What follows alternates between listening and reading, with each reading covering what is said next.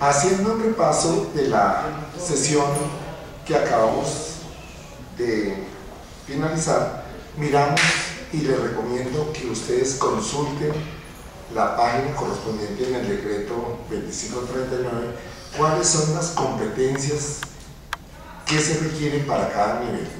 ¿Por qué hago insisto, por qué hago énfasis y insisto en esto? Porque si nosotros perdemos de vista esas competencias, también nuestras respuestas, cuando vengan las pruebas para evaluarlas, nos vamos a ir por otro lado. Miren ustedes, nivel directivo, estoy hablando pues de esas personas de libre normalmente promoción, lo mencionamos, pero no es el caso esta convocatoria, pero es una persona que requiere liderazgo, que tiene que tener un muy buen concepto de la planeación de la entidad, que en un momento le toca asumir y tomar decisiones supremamente complejas. Recuerdo algún día que estábamos haciendo este trabajo para una superintendencia, donde ese superintendente decide si interviene o no una sociedad. Y prácticamente lo que él dice ya se convierte en una resolución y entonces sale al día siguiente por todo el noticiero, si intervenía la entidad tal por parte de la superintendencia tal. Total de que él tiene que manejar muy bien esa toma de decisiones de golpe bajo situaciones de mucho estrés, de mucha connotación y repercusión nacional. Eso sale en todos los noticieros, intervenía tal cosa. Pero también ese directivo tiene que estar muy preocupado por el desarrollo de su gente, teniendo en cuenta lo que hemos venido diciendo en esta conferencia, que él tiene que conformar un equipo, que él tiene que tener gente muy actualizada, muy capacitada, muy innovadora. Él tiene las ideas grandes, pero es la gente la que las apoya, la que las construye, la que elabora los cronogramas, los presupuestos, los indicadores de gestión. Eso es lo que en un momento tiene que liderar esa persona. Y finalmente, desde luego, desarrollo de personal. Y finalmente, conocer muy bien el entorno. Infortunadamente, pues el país en esos niveles directivos a veces no tiene en cuenta esto, y entonces encontramos que una persona con X perfil está desempeñando un cargo completamente diferente, y ahí viene la debacle que todos conocemos infortunadamente. Pero pues hago mención a los casos porque estamos viviendo en un país que en eso no ha sido muy serio en la designación de los directivos. Contrastemos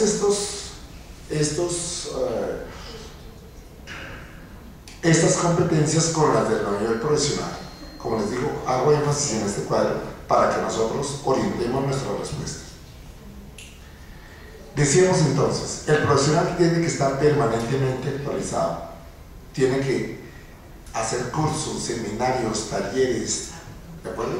Para estar al ritmo de los cambios, porque esos cambios vienen a una organización y él les toca implementarlos. Él no puede resistirse a esos cambios porque entonces vienen una serie de cosas muy graves.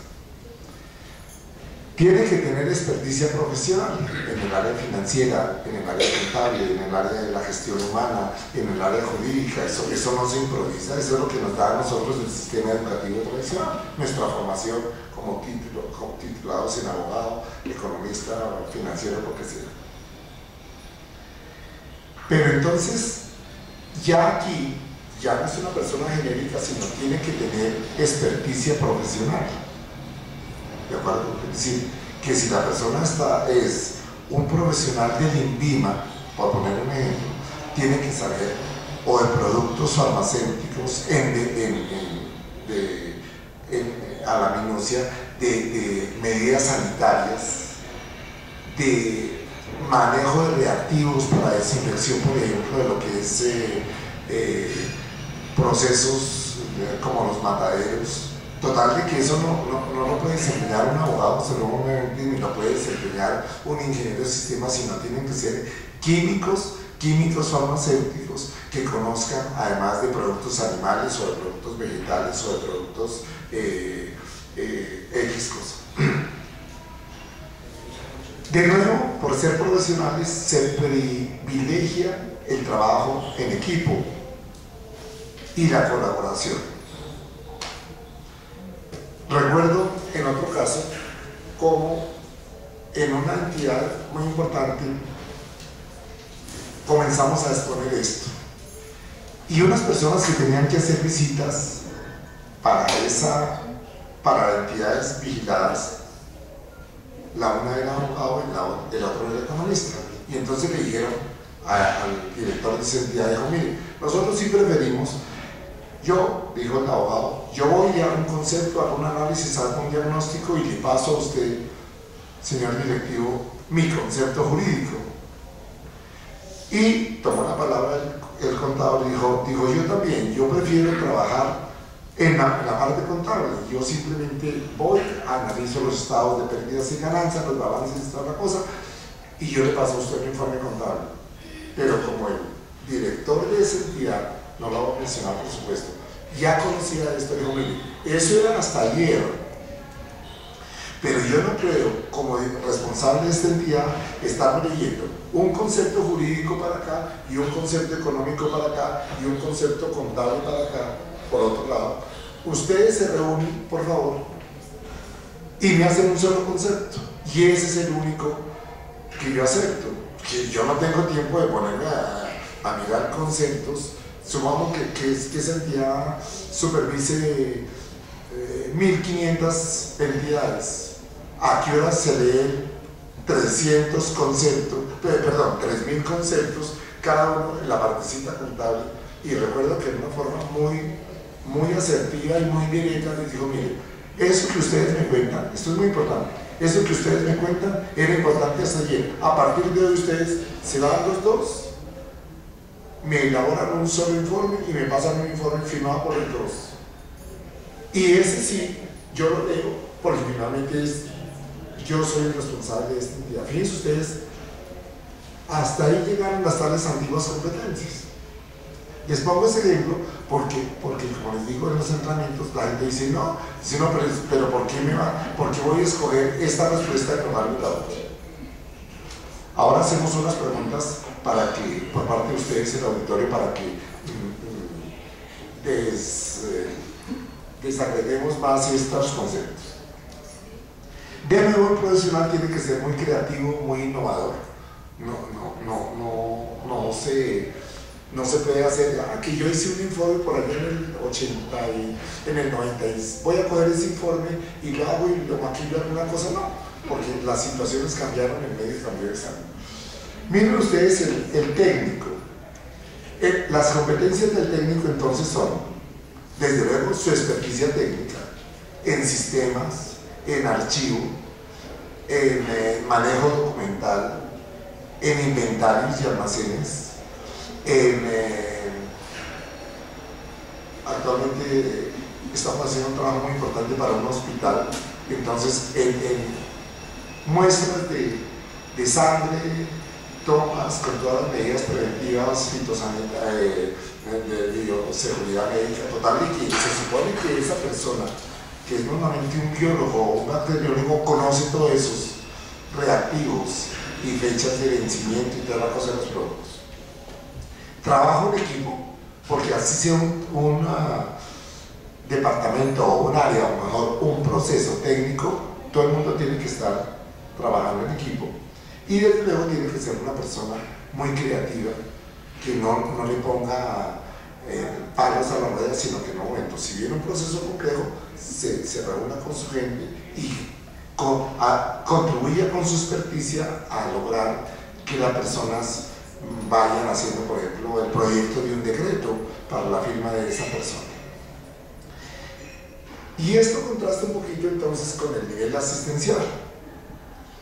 El nivel asistencial es un nivel muy importante que ante todo maneja, interpreta y tramita información. Total, de que tienes que ser una persona muy minuciosa en el detalle de una correspondencia, de una solicitud, de algo que está radicando un problema o una queja de un usuario. También tiene que estar muy atento a las orientaciones de los cambios. Pero en este caso, si le agrego otra competencia, es de que él sí tiene que cumplir un horario muy estricto. Puede que el profesional de planeación en un momento tuvo una reunión en el Departamento Nacional de Planeación y llegue a las 10:30 de la mañana. Pero la niña asistencial sí tiene que estar muy en punto de 8, porque viene la gente, vienen las personas, están sonando los teléfonos, hay cosas muy urgentes que hay que manejar a través del correo electrónico, que dicen, no, lo que pasa es que yo soy creativa, ¿no? Y me fui a dar un paseo, ¿no? Y por eso envié a las 10:30, ¿no? Eso sería inconcebible, ¿de acuerdo? Tratando que esta persona tiene que tener mucha disciplina, mucho orden en su trabajo, porque ella tiene decretos que enumerar, que fechar, tiene que coordinar con los señores de mensajería, toda una serie de cosas. Y tiene que tener en este caso sí excelentes relaciones interpersonales. Uno no habla con un superintendente, uno no habla con un ministro, excepcionalmente, pero uno se encuentra con la carita amable o con la cara amargada de la persona que está ahí en el counter. Y listo. Esa persona le dice, mire, señora, vaya al piso tercero, tal vez es una cosa, y ella la dirige, y ahí comienza a dar cadena de servicio, pero tiene que estar, así tenga un problema muy grave, no tiene por qué ir a injuriar a la persona o a atenderla, porque al fin y al cabo para eso es su cara. Y finalmente es una persona que, como decíamos, tiene que tener una competencia de colaboración. Si en un momento un compañero se enfermó, tuvo un accidente, algún niño tuvo un problema en los colegios con todas estas atrocidades que están pasando, pues, hombre, tranquila, vaya, avísele al líder del grupo, pero tranquila, yo la cubro durante este tiempo, puede hacer que las cosas se mejoren rápido, aquí le espero. Y no me diga, ay, no, entonces si cada cual, usted verá, yo le he dicho que ese chino es un problema. Eso para que no se ¿de acuerdo? Muy bien. Cuando ya analizamos la estructura de la convocatoria, entonces tenemos un núcleo común. Entonces llamamos las competencias del núcleo común. ¿Cuáles son esas competencias? Primero que todo, las normas del servicio público, que eso sí nos toca desde el director, desde el ministro del despacho, del señor Contralor, hasta la persona pues de un cargo más elemental, pero todos tenemos que estar orientados a ese servicio. Otra de las competencias comunes, y por eso es muy probable que en la convocatoria le salga una prueba de ofimática, ¿de acuerdo? Hoy ninguno de nosotros tenemos un folder o un libro donde se van anotando las partidas de autismo, ¿de acuerdo? Eso fue una organización anterior. Hoy todo es por computador. Total, de que mal haríamos decir, mire, yo sé muy bien contabilidad, pero es que a mí me cuesta dificultar los sistemas. Absurdo, esa persona no calificaría. Tiene que tener un conocimiento bastante completo del entorno Office. En una convocatoria X de una entidad que también nosotros asesoramos, encontramos que inclusive en las pruebas había cosas de mucho detalle. Por ejemplo, decía ¿qué tiene la columna archivo? ¿Qué tiene la columna esas pestañas que están arriba? Eso uno casi que lo hace por piloto automático cuando uno está escribiendo. Y uno si requiere justificar un texto, casi que no sabe dónde están las cositas, pero uno busca a la derecha, a la izquierda y la cosa, y listo. Pero ya que le pregunten a uno, a mí personalmente se le hizo un poco absurda esa pregunta, que le pregunten a usted, ¿qué es F8, control F8? ¿No? Es posible que para un ingeniero de sistemas sí, pero para uno no. Que diga, ¿qué dice inicio, qué dice archivo, cuáles son los links de tal cosa? como si uno tuviera el teclado de computadora ahí. Es una cosa que de golpe puede generar los problemas. Y fíjense ustedes que en la última cuadrito que hemos hecho, viene y con seguridad va a aparecer aptitud verbal. ¿Qué es la aptitud verbal? La aptitud verbal es la forma como nosotros manejamos el lenguaje, como nosotros interpretamos un texto, como nosotros tenemos recursos lingüísticos diferentes para encontrar sinónimos, para encontrar antónimos u opuestos, para encontrar el significado de una frase. Total de que ustedes van a tener con mucha probabilidad pruebas de analogías, antónimos, comprensión de lectura, atención y concentración desde el punto de vista de aptitud verbal. La aptitud verbal es esa facultad que nos permite comunicarnos a través de diferentes medios, por la palabra, por las señas, por el internet, por lo que sea. Pero si nosotros no tenemos desarrollado eso y no hemos entrenado lectura, a lo mejor nosotros vamos a tener un bajo puntaje en aptitud verbal, que para estos concursos y de acuerdo con algún seguimiento que hemos hecho a las convocatorias, sí aparece en prácticamente todas. De golpe viene un párrafo más o menos denso y sobre ese párrafo se dice: la idea principal de este era tal cosa, y con 4 alternativas. Eso quiere decir que tal cosa, B que tal cosa, C que tal cosa, D que tal cosa. Después dice: el autor priorizó entonces el concepto de, con otras 4 alternativas. Después dice: esta posición o esta teoría implica que, otras 4 alternativas. Entonces uno tiene que tener mucha atención, mucha concentración en ese bloque de texto que es más o menos de 4 o 5 líneas, grabarse eso en la memoria para que en un momento, cuando comienza uno a resolver las preguntas, no le tengo que volverse a ver, porque entonces estamos teniendo tiempo. Y aprovecho para decirles cómo es necesario tener en cuenta esto, que es muy importante. Nunca empleen más de 1 minuto por ítem. Nunca empleen más de 1 minuto resolviendo un ítem. Ítem lo llamamos la pregunta, el enunciado con las 5 opciones, entre las cuales hay una clave y 4 distractores. ¿Por qué? Porque si ustedes queman tiempo, todas estas pruebas tienen un tiempo límite, ¿de acuerdo? Que normalmente no se le dice a uno, siempre dice, le entregan el cuadernillo y le entregan la hoja de respuesta. Y entonces comienza. Alguien nos llamó de una convocatoria y nos dijo: imagínense que nos dijeron que estaba absolutamente prohibido llevar celular. Entramos, comenzamos a hacer la prueba y una niña que estaba a mi lado me dijo: doctor, una niña que estaba a mi lado le timbró el celular, inmediatamente el responsable le anuló el examen. Entonces, ojo con eso, parecen cosas bobas, pero no llevemos celular ese día, ¿no? Porque sería sinónimo, o lo podrían interpretar que de golpe están consultando con internet. Totalmente, hasta ahí llegó la convocatoria. Y miren, para seguir el caso de la vida real, en otra convocatoria, a una persona que necesita, como en el caso mío, gafas de lectura, se le olvidaron las gafas. Y entonces, imagínense, le entregan el cuadernillo y él así, tratando de mirar a ver si, pues el tipo finalmente le tocó entregar, porque es muy difícil, ¿no?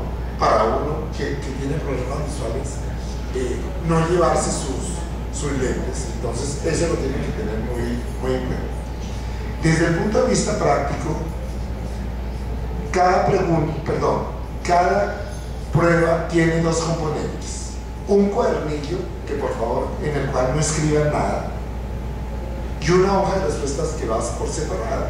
Entonces ahí ponen su nombre, su cédula, su PIN y arranca. No vayan a comenzar hasta que no les den la hora, porque eso sería considerado como una falta, como alguien que se quiere lograr ventaja. Total, que ustedes tienen que tener muy en cuenta eso. Hay personas que, a pesar de decírseles eso, arrancan a escribir en el cuadernillo y entonces ponen una X y ponen una cosa, dicen entreguen y entregan el cuadernillo enrollado. El método de calificación de esto es una lectora parecida a lo que hacen los bancos contando los billetes, no tan rápida luego, que pasa la planilla y entonces uno tiene que marcar muy bien, si es bolita, rellenar la bolita con un lápiz 2, no con tinta, porque eso no lo lee la lectora. Entonces, otra recomendación muy práctica es dos lápices con borrador, un borrador de nata y una tajalápiz, porque uno por el afán, por el estrés, por la esta de golpe puede se le rompe, se le parte la punta. ¿Quién lo va a auxiliar en ese momento si todo el mundo está concentrado? Miren, les voy a hacer algunas presentaciones de algunas competencias funcionales como para una forma de entrenamiento. Entonces dice el enunciado, esto es lo que nosotros llamamos enunciado. Supongamos que ustedes están respondiendo una prueba de ofimática para niveles profesionales o para niveles técnicos, operativos y asistenciales.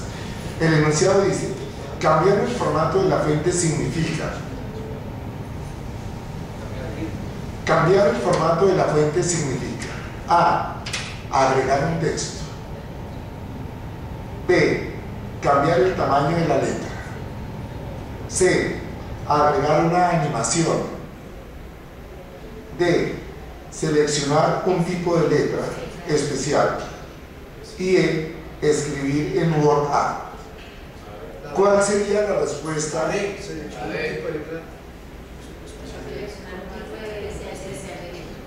La respuesta correcta sería la D. ¿De acuerdo? Es decir, cuando uno busca la fuente, allá está Arial, allá está Calibri y toda la cosa, entonces esa sería la respuesta. A ver, aquí nos quedó. Sería la respuesta seleccionar un tipo especial, ¿cierto? Muy bien. Miremos una segunda pregunta. Esto para que ustedes se vayan familiarizando con este tipo de ítems. Mediante el interlineado controlamos: A. La distancia de la primera línea. Cuando está escribiendo y uno pasa al siguiente, la longitud de los párrafos, la distancia entre párrafos, la distancia entre líneas de un mismo párrafo, todas las anteriores.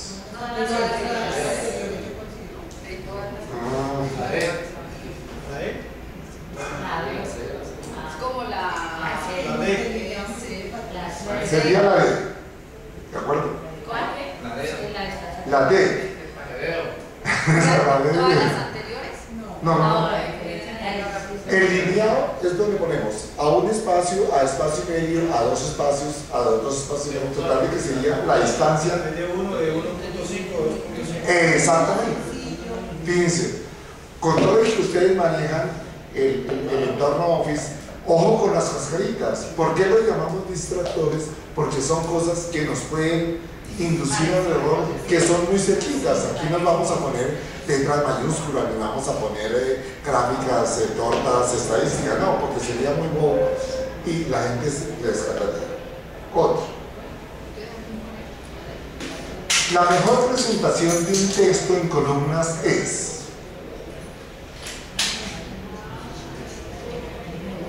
alineación a la izquierda. B. Alineación centrada. C. Dejando una sandía al inicio de cada párrafo. D. Alineación a la derecha. E. Alineación justificada. La respuesta sería alineación justificada. Entonces dice, en la pregunta 3 yo respondo E. allá en la hojita de los puestos. ¿Queda claro? Sí. Muy bien.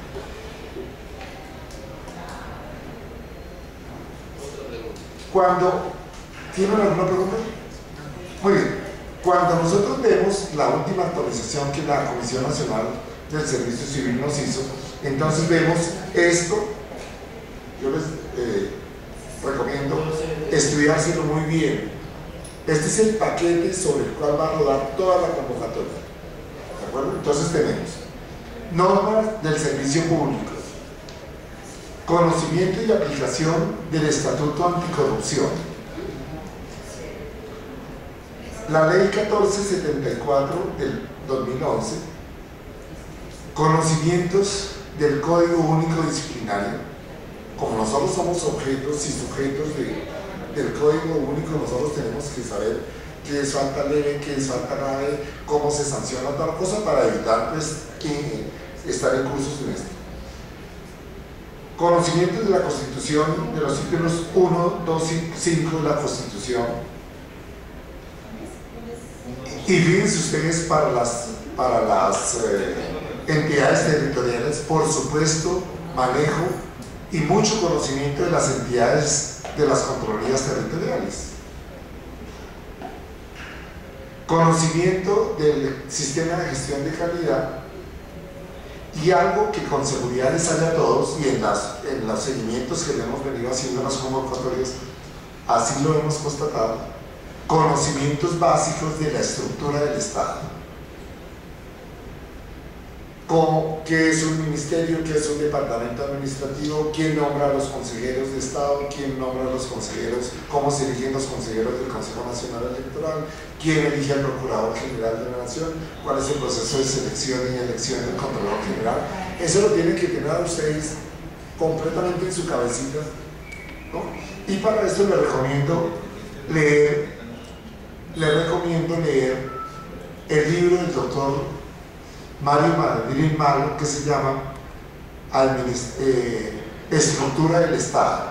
Ustedes lo consiguen en internet, no necesitan comprarlo. Es un libro gordito de 400 y pico páginas, pero es una Biblia, ¿no? ¿Qué es una superintendencia? ¿Qué es un departamento administrativo? ¿Quiénes son de libre nombramiento de promoción? Ahí está todo, y en una forma muy didáctica, muy bien explicada, muy clara. Se llama así: La estructura del Estado, Mario Madrid Malo, que fue profesor con algunos de nosotros en la ESA. Madrid Malo. Es un texto inclusive muy agradable de leer, y a uno se le van esclareciendo los conceptos. Ahorita, exacto, ahorita les voy a presentar algunos ítems que, si yo fuera o nosotros fuéramos la operador, lo habríamos recomendado como ítems. Entonces, para que tengamos... No, doctor, antes de que siga, además de lo... Qué pena, es que si vas a hacer una pregunta, tienes que... Con mucho gusto. Sí, ¿Quieres ir y hacer la pregunta? Me indica porque no sé cómo es. Ahí les fechas el botón del centro. Eso ahí. Perdón, doctor. La pregunta mía va con relación a la exposición anterior que hizo sobre las recomendaciones de los puntos que debemos tener en cuenta. Esos que usted nos da, hay que adicionarle los que nos recomienda la Comisión Nacional del Servicio Civil. Claro. Con unos puntos específicos. Jugamos en el caso mío que me toca lo de gestión ambiental. Correcto. Entonces, todo lo del componente ambiental como tal. Correcto, te agradezco mucho la pregunta. Estos serían los básicos, perdón. Estos serían los básicos. Préndelo ahí, el botón. Estos serían los básicos para todos. Yo les recomiendo para todos. Así nos vayamos a presentar para técnico, operativo, para profesional de planación o para profesional del servicio de urgencias. ¿Por qué? Porque al Estado le interesa que todos conozcamos cuál es la estructura del Estado, ¿de acuerdo? Y en eso ustedes las personas vinculadas a la Contraloría llevan una inmensa ventaja a la persona que viene a concursar de fuera, porque es una cosa compleja que no se aprende de un día para otro.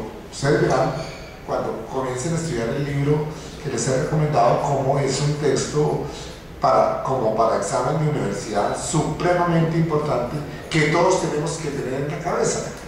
Uno no sería bien atendido como ciudadano común y corriente cuando dijera, mire, y entonces ¿cuál es la entidad que me permite a mí hacer una demanda sobre propaganda engañosa de un producto que yo compré en tal cadena? De inmediato decir, mire, yo les recomiendo a usted elevar su queja ante la Superintendencia de Industria y Comercio, ¿de acuerdo? Es decir, de una, ¿sabe que eso sí yo no sé? No, porque se supone que ustedes son funcionarios del Estado. Entonces, para responder a tu inquietud, yo les he puesto acá, es decir, este listado es lo que ustedes tienen en la convocatoria, digamos, en el chasis general, pero si ustedes ven punto por punto con los códigos de los cargos, a cada código eso tiene unas normas adicionales. Entonces, esto es lo básico, digamos, esto es, ¿cómo llamaríamos? El chasis básico, pero tú tienes mucha razón, de que si yo voy para gestión ambiental, tengo que leerme todas las normas de gestión ambiental, y ojalá hacer ítems estilo estos que le estamos presentando. Si yo voy para control fiscal, pues desde luego tengo que saber, además de esto, control fiscal, además MESI, además gestión de calidad, ¿de acuerdo? Porque todo está enlazado. Total que es bien importante esto. Para hacer didáctica la presentación, les hemos puesto entonces esto. Algunas, no todas desde luego, pero algunos de los que podrían ser núcleos de competencias funcionales. Entonces, fíjense ustedes, tendríamos uno, que ya lo mencionamos, el Código Único Disciplinario. Otro, el Código de Procedimiento Administrativo y de lo Contencioso. Otro, gestión ambiental. Eso es adicional al paquete central. Tenemos que ver si vamos para gestión ambiental. Si no vamos para gestión ambiental, pues no. Otro, control fiscal. Claro, y ustedes por ser Contraloría, yo diría que también ese se convierte, la ley 42, todo el control fiscal, y ustedes por ser Contraloría prácticamente todos tendrían que conocer con mucha finura y con mucho detalle las normas de control fiscal, así sean asistenciales, así sean operativos, porque con seguridad les pueden salir unos ítems de eso. Gestión de calidad para todo el mundo. Y MESI, todo el mundo con la última versión. Seguramente el operador de la Universidad de Medellín ya haya actualizado eso. Total, que van a salir preguntas de eso. Gestión financiera, por ser justamente una de las funciones de la Contraloría, hacer análisis, hacer inspecciones financieras, rendir informes sobre esto, pues desde luego todo el mundo tiene que saber de esto. Y algo muy importante, la ley 80 y sus decretos reglamentarios para poder responder con la contratación pública. Ustedes ven el desastre que está ocurriendo en el país, como algunas personas por desconocimiento o por mal desempeño de su cargo están haciendo esto sin licitación, y entonces se están privilegiando unos carruseles y unas cosas absurdas en detrimento del país para beneficiarse y enriquecerse unas pocas personas porque simplemente no les dio por acatar la ley, y ahí entonces es donde cae muy oportunamente la Contraloría. Hagamos un ensayito muy somero y muy corto de 3 ítems de conocimientos del Estado. Miremos este. ¿Cuál de las siguientes entidades de la administración pública tienen un régimen especial?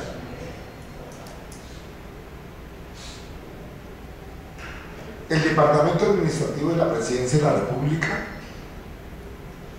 el Banco de la República, la Superintendencia de Sociedades, el DANI o la DIAN? Piensen un poquito la respuesta, porque no hay sino una entidad que tiene un régimen especial, siendo del sector central. ¿Tú qué dices? Banco de la República. Correcto. Ellos tienen otra cosa, ellos tienen unas primas, ellos tienen unos beneficios, dada la responsabilidad total de que uno podría pensar, de golpe la DIAN, porque tiene también ciertas cosas especiales, de golpe el DANI pero no, esa sería la respuesta correcta. Entonces ustedes marcan en la pregunta 1 de esa prueba la letra B. Veamos otra. La ley 489 de 1998 regula: A. La estructura de la rama judicial. B. La estructura de la Procuraduría General de la Nación. C. La rama ejecutiva del Poder Público. La rama ejecutiva, perdón. La rama ejecutiva del Poder Público. Alguien dijo por ahí no. El régimen único disciplinario y el estatuto anticorrupción. La rama ejecutiva. Exacto. Ella es la que norma todo, quienes dependemos a nivel de presidencia, departamentos administrativos, ministerios, y todo de ahí para abajo, gobernaciones, listo. Una de las atribuciones especiales de la Cámara de Representantes es, alguien podría decir, no, pero yo qué tengo que ver con el órgano legislativo. Pues claro, como ciudadanos tenemos que saber qué hace el Congreso y qué hace el Cámara. Entonces, A. Elegir el defensor del pueblo. Solicitar la cooperación de otras entidades para adelantar investigaciones conjuntas. Revisar y fenecer la cuenta general del presupuesto y del tesoro que le presente el Contralor General de la República. D. Proponer la terna para la elección del Procurador General de la Nación. Y D. Aprobar el presupuesto nacional. La primera. La A es la única respuesta correcta. En las otras se interviene la Cámara un poquito tangencialmente, ¿de acuerdo? Cuando se ve. Pero una función específica, una atribución como dice el doctor, es elegir el defensor del pueblo. Muy bien. Miremos uno que también está dentro de los ejes funcionales.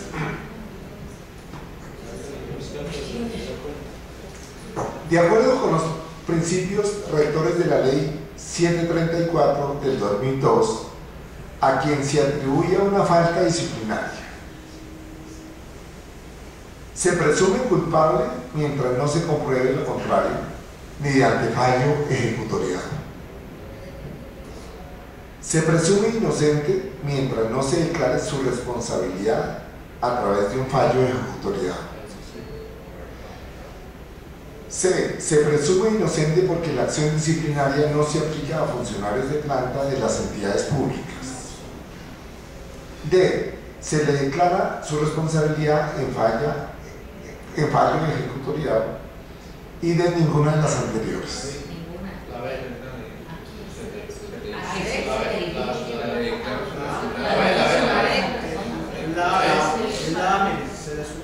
Nosotros tenemos en nuestra como la A, ¿no? No, pero yo creo que la respuesta es la pregunta.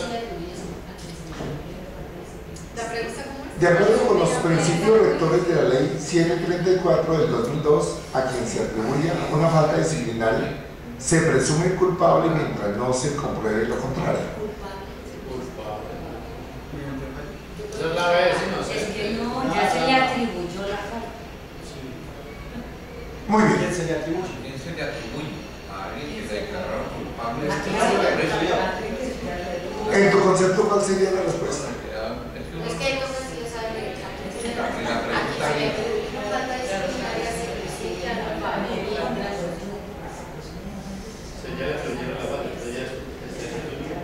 Muy bien. Miremos este otro. Según el artículo 16 de la Ley 734, Después ustedes consultan en internet o en este para que no vean. Entonces, según el artículo 16 de la ley 734 del 2002, la sanción disciplinaria tiene una función asertiva y nominativa, de justicia y condenatoria, C, preventiva y correctiva, D, de transparencia en el ejercicio de las funciones, y E, todas las anteriores. ¿Cuál sería la respuesta de esa pregunta? La B. La B. No, la C. La C. Claro, porque es una sanción. No es un fallo, es una sanción. Claro. Para eso se hace la sanción, para hacer prevención y para hacer esa funcionalidad. Tiene que corregir porque la próxima ya es falta grave. Ven, si son pequeños cositas en que nosotros podemos caer cuando a veces estamos muy afanados y no leemos con detenimiento. Miren esta que es un poquito más compleja.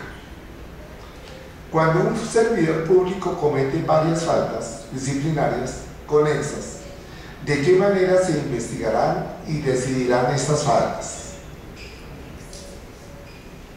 Se investigarán y se decidirán individualmente por cada proceso. Se investigarán y decidirán en un solo proceso. Se investigarán y decidirán teniendo en cuenta la mayor falta y las otras pueden quedar anuladas. La D, se acumularán las sanciones que se le impongan por cada falta. Se escogerá la falta que implique detrimento patrimonial del Estado. ¿Cuál sería la respuesta? Muy bien, fíjense. Es decir, es cuestión de mucha atención en el enunciado y no dejarse confundir con los tales distractores, sino ir muy asertivamente hacia la B. Muy bien.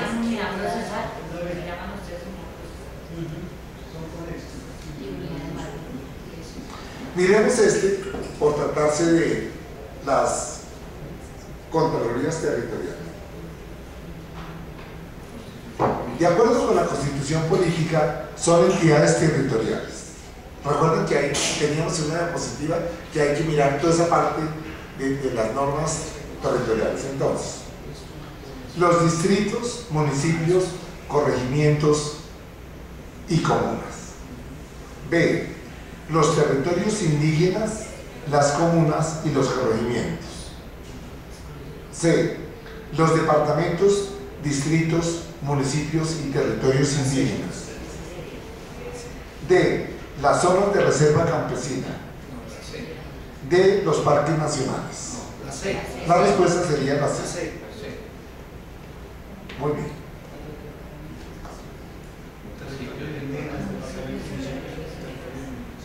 Veamos otra. Los principios misionales que ejecutan las Contralorías Territoriales son gestión de talento humano, proceso micro o de auditoría, proceso macro o de evaluación global de la gestión en la entidad territorial, proceso de gestión de recursos físicos y financieros. B, procesos micro, macro, de responsabilidad fiscal y jurisdicción coactiva y de participación ciudadana. C, procesos de gestión de recursos físicos, de direccionamiento estratégico, de evaluación y de mejora.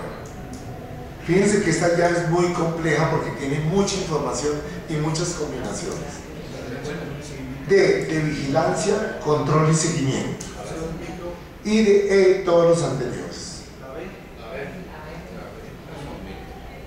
Correcto. Esa sería la definición que, de acuerdo con las normas, deben ejercer y ejecutar las Contralorías. Tomamos otras competencias funcionales, como por ejemplo gestión de calidad. También, para acabar de responder, todos tenemos que saber gestión de calidad. Todas estas entidades, estilo ustedes, están en procesos de acreditación o ya están acreditados por el ente acreditado, total de que nadie puede decir, mire, eso sí me parece muy muy complicados esos formatos, yo sí como que no tiene, tenemos que saber y comprometernos y afianzar estos conceptos. Entonces, ¿cuál de las siguientes opciones corresponde a un principio del sistema de gestión de calidad? A, la lealtad. B, la naturalidad. C, el liderazgo. D, la celeridad. E, la oportunidad. Oímos. La C. La C. Bueno.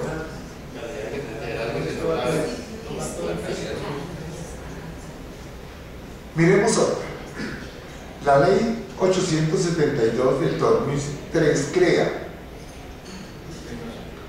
el sistema de gestión de calidad en la rama ejecutiva, el modelo estándar de control interno, la norma técnica de calidad de la gestión pública, el MESI, el estatuto anticorrupción. El B.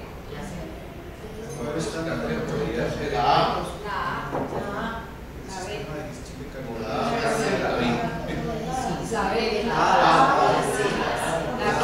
A, porque las otras cuatro tienen que ver con el MESI. Exactamente. Esta es la ley que establece entonces el control. Fíjense ustedes, con todo y que ustedes están en estos procesos, ahí patinamos, yo iría en materia grave, ¿de acuerdo? Muy bien. Veamos este tercer ejemplo.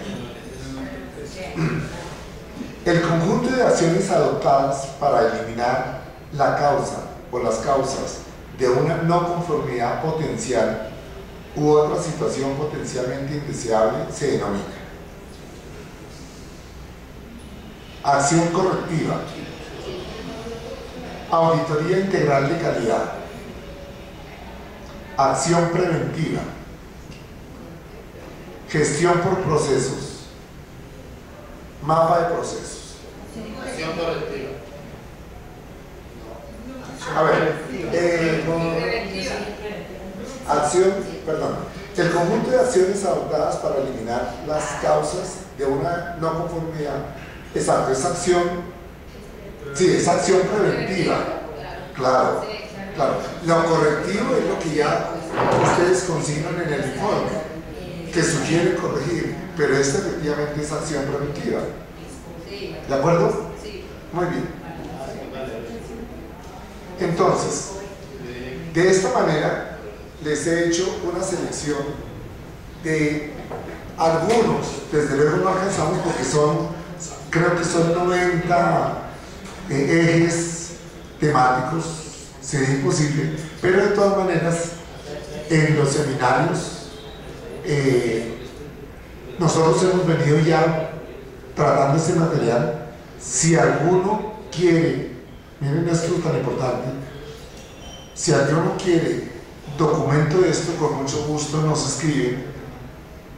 Eso es una cosa que hemos acordado con el doctor James Arroyo, el presidente, de que las personas que ya han hecho un esfuerzo, han invertido tiempo, esfuerzo, pues nosotros les podemos dar un apoyo y un acompañamiento en estos días que nos faltan. Total, de que les voy a dejar mi correo y con todo gusto, simplemente me dicen, mire, yo soy la quinta tal de la Contraloría de Cundinamarca, yo soy el doctor Rodolfo Martínez de la Contraloría de esto, estuve en su seminario y con mucho gusto les podemos enviar material ya hecho unas 100 preguntas para que a ustedes les quede fácil, porque nosotros sabemos que revisando el normograma de la Contraloría General, pues son algo así como 80 páginas de normas. Sería absurdo decirle, mire, pónganse a leer las 80 páginas de normas. Nosotros hemos venido seleccionando y sobre eso tenemos pruebas de que a ustedes les puede. Entonces mi correo es urdaneta psicología con P, urdaneta psicología @yahoo.es. Queremos, como les digo, no solamente hacer los seminarios presenciales, sino en ese tipito ayudarles a ustedes. Entonces me dicen, por ejemplo, me gustaría tener más información sobre gestión de calidad. Listo, les mandamos unos ítems que tenemos en nuestro. Nosotros tenemos un banco de preguntas muy grande, entonces podemos hacerles una selección y con mucho gusto para ustedes, las personas que están interesadas y que han atendido esta invitación de la diligencia sindical, pues listo, ¿de acuerdo? Vale, con mucho gusto. Ahora sí, si quieren ustedes preguntas sobre este proceso que ustedes ven es complejo, con todo gusto.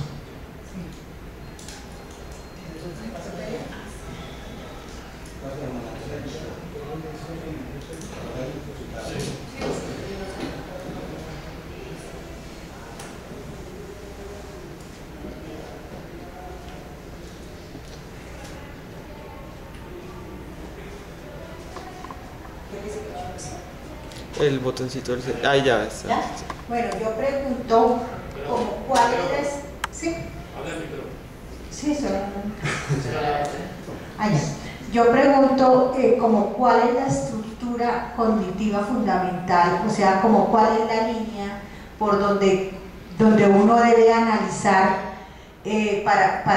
como la bitácora, como las palabras clic, cuáles son los clics específicamente para poder llegar a la respuesta, o sea, como para no uno irse por las ramas. Yo tengo claro cuál es la estructura cognitiva, pero es que no quiero hablar, o sea, para que uno pueda, digamos, establecer, esta es la línea, porque ustedes saben, doctor, que ellos tienen como una estructura cognitiva y dicen, aquí trabajamos como esto, porque yo sé que si nosotros logramos eso, seguramente, así muchas cosas no las sepamos, podemos tener algún nivel de éxito en estas pruebas, y lo que pasa es que en esto tenemos que tener éxito total.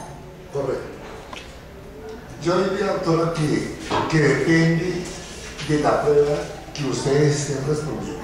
Y me parece bien interesante la pregunta, porque tenemos, por ejemplo, si en un momento, como dice la convocatoria, a ustedes se les exige una capacidad de comprensión, de entendimiento y de discernimiento de un texto, un gráfico, unas cifras que se les pueden presentar. En algunas convocatorias salen cuadros, por ejemplo, de población. Entonces dicen, la evolución del censo de esta región implica que Entonces es bien importante, primero, tener mucha atención sobre el enunciado. ¿Qué es lo que nos pide la pregunta? Lo tuvimos hace una semana, hicimos la aplicación de una serie de pruebas de aptitud verbal, y la gente por estar dentro del tiempo y por estar muy digamos, ansiosa, no entendió las instrucciones iniciales, y entonces desde luego, por decir algo, se pedían frases similares y él respondió con antónimos. Entonces una primera cosa bien importante es saber cuál es la instrucción. Segundo, leer con mucho detenimiento y mucha atención los 5 posibilidades de alternativas. ¿De acuerdo? Sí, señor. ¿Qué tan bueno es para uno no contaminarse con la lectura?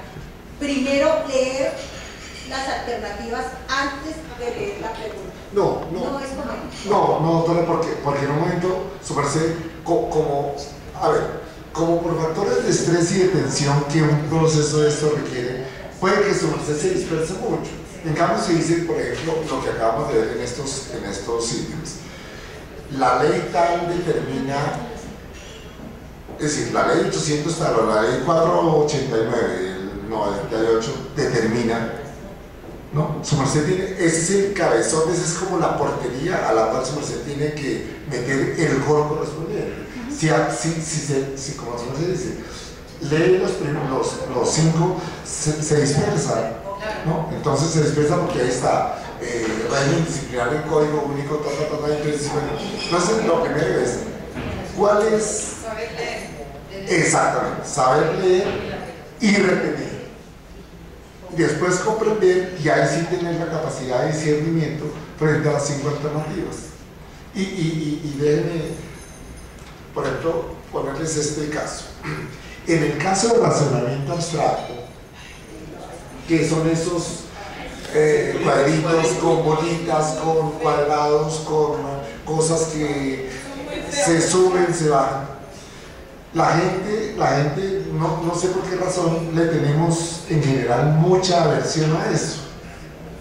Entonces tuvimos el caso de una persona que nos pidió una asesoría individual, y cuando le soltamos, le presentamos con la autónoma, la consuelo la prueba, y dijo: ay doctor, eso sí no, porque yo soy muy torpe para eso sí no, pasemos a otra. Absurda la actitud. Si ella misma se está autoevaluando como que es muy torpe y de muy poca habilidad con eso, pues ya está completamente fuera. Entonces le dijimos: no doctor, mire cuál es la secuencia de esas figuritas. Esto es una cosa clave para el razonamiento abstracto.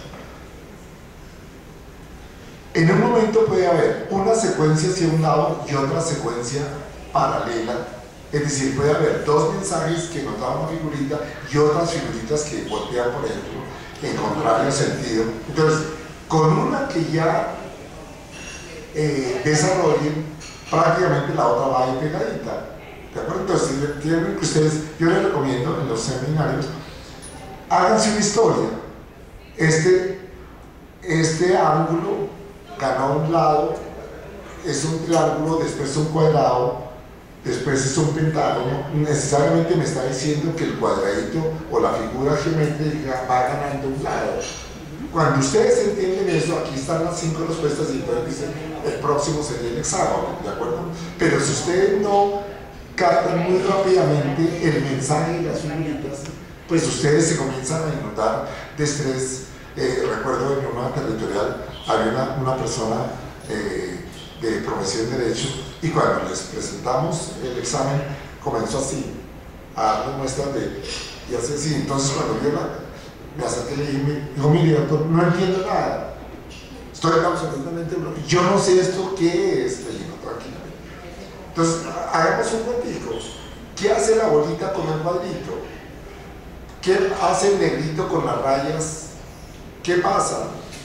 Digo: ¿cómo así? Le dije: claro, haga una historia. Entonces, estas rayitas van aumentando acá y van dando vuelta. Esta bolita se va pasando por detrás de las rayitas. Entonces hay dos mensajes, dos variables. Y muy rápidamente lo cogió.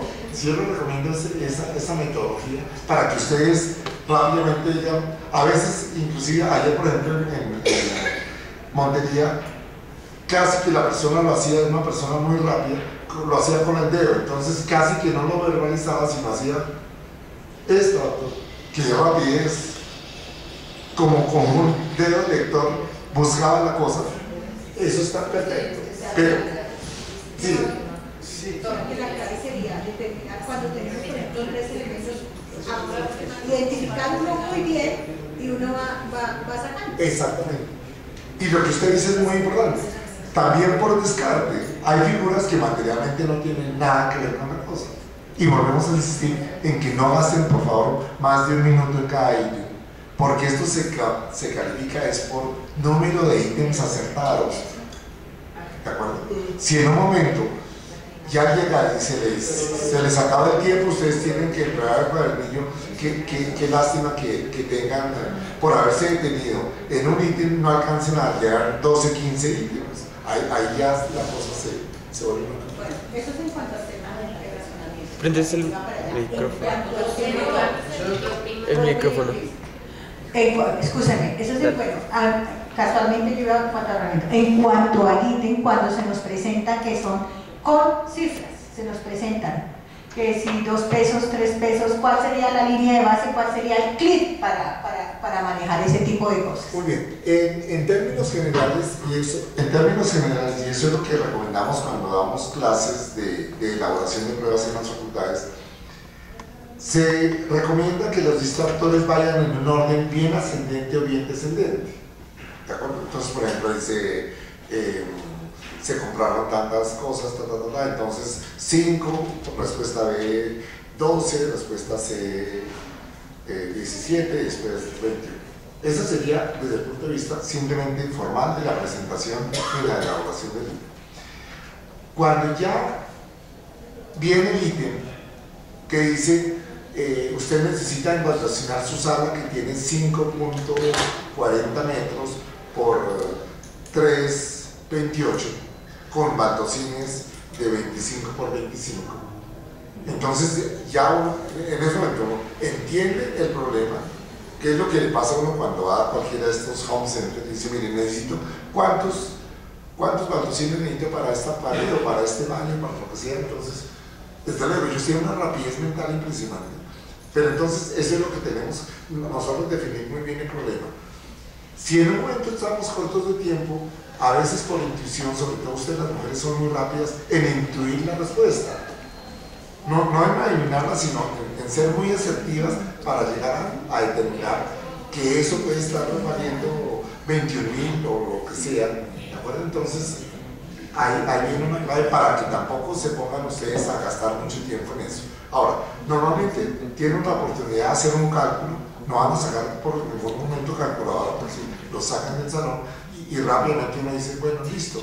Hay casi que como preguntas que uno logra identificar sin hacer el raciocinio minucioso matemático. Además, nunca se les pregunta a ustedes 27.45 decimal, no, son cosas macros como para ver si uno capta la manera de solucionar ese problema aritmético. O sea que tendríamos dos tips para manejar este tema. Uno, que sabemos que las universidades plantean, o estas empresas especializadas que vienen en orden o ascendente o descendente.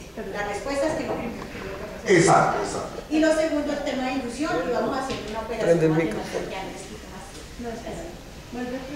Exacto. Perdón.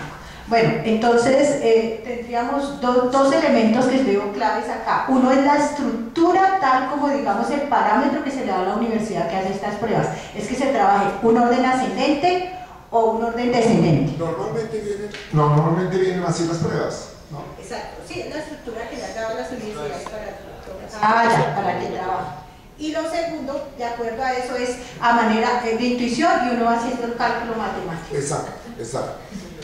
Listo. Ahora, si en un momento ya es un poquito más complejo, ustedes en una hojita, no sé si les permitan llevar una hojita, hacen su cálculo muy rápido, ¿no? Muy clarito, para tener elementos más juicio, es decir, tampoco lanzarse a ver si le dan al pinochazo como llamamos nosotros, sino tener esos fundamentos. Gracias hasta ahí, porque de todas maneras la parte, yo pienso que si uno maneja la parte de estructura, es como cuando, pues, como que no ha lugar la comparación, pero ustedes me pueden entender. Uno dice, bueno, aquí a cómo es que más o menos le gusta que se hagan los informes, ¿cierto? Como que uno le busca la estructura cognitiva de la persona con la que uno está trabajando. Aquí toca buscar cuál es la estructura cognitiva y los lineamientos que ha dado de las personas que hacen estas pruebas. En la medida que uno establezca la estructura, yo pienso que ahí tenemos ganado el 50%. Correcto, y fíjense ustedes que, por ejemplo, en estos ítems que yo les elaboré a nivel de muestra, ¿de acuerdo? Ustedes ven cómo las personas que los elaboraron pensaron en hacer cosas muy vecinas, ¿no? Para justamente mirar, si la persona no tiene el conocimiento preciso, es posible que uno caiga en esos lugares casi que comunes, y entonces ahí es donde se requiere mucha atención y mucha concentración. Por eso en los seminarios les hemos venido diciendo que ustedes comiencen a hacer sus ejercicios físicos de respiración para que nuestro cerebro esté muy bien oxigenado en ese momento, que no nos deje invadir el estrés, la ansiedad, la depresión, sino ustedes comienzan a hacer sus estudios muy metódicos. Les hemos recomendado cómo a nivel de sus familias ustedes les tienen que decir, mire, tenemos tan solo 3 semanas, yo necesito un espacio, no me programen con compras ni con programen con asados y esas cosas, porque es que la cosa es que requiere mucho estudio. Este libro, por ejemplo, doctora, este libro que le recomendamos, cójanlo como una guía metodológica, porque está muy bien hecho de qué es un departamento administrativo, que es un... todo está ahí muy condensado, ¿de acuerdo? Total de que esto recibe. Y si pueden en un momento ir elaborando ítems para ustedes, pues mejor, porque esos son como comprimiditos del conocimiento que tiene la ley tal sobre un aspecto, ¿no? La lectura, es decir, la lectura de todo el texto es muy compleja. Yo les recomendaría, para lo que usted dice, ir elaborando como si ustedes fueran los operadores, ir elaborando ítems. Por ejemplo, una sanción caduca por desistimiento de tal cosa, por vencimiento de término, lo que sea, ¿no? Que ustedes comiencen a tener esos tipos. Si quieren, ¿cómo estamos de tiempo, doctora? ¿Cómo estamos de tiempo? ¿Quieren mirar unos ítems? Muchas gracias. Con mucho gusto.